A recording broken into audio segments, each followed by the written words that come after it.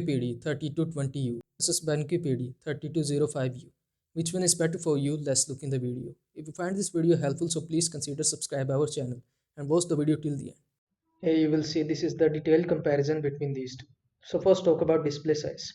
20U provided 32 inches display size and it is also provided by 5U, so both are equal. Now let's look at the resolution.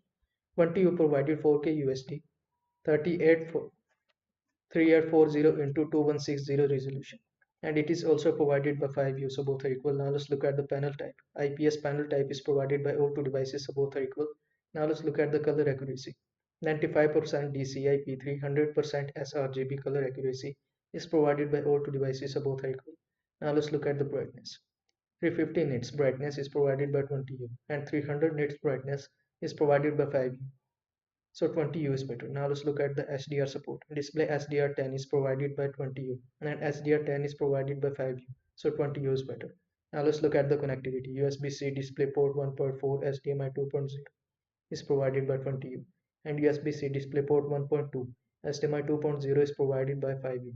So 20U is better. Now let's look at the ergonomics. 20U provided high tilt swivel pivot adjustment and it is also provided by 5U, so both are equal. Now let's look at the USB-C power delivery. Yes, 85 watt is provided by 20U and yes, 65 watt is provided by 5U, so both are equal. So 20U is better. Now let's look at the price. The price of 20U is higher.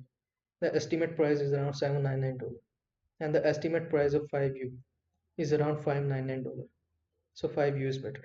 And in the last, let's look at the target audience. The target audience of 20U is professional creators, video editor, designer. And the target audience of 5U is casual users, general productivity, light design. So 20U is better.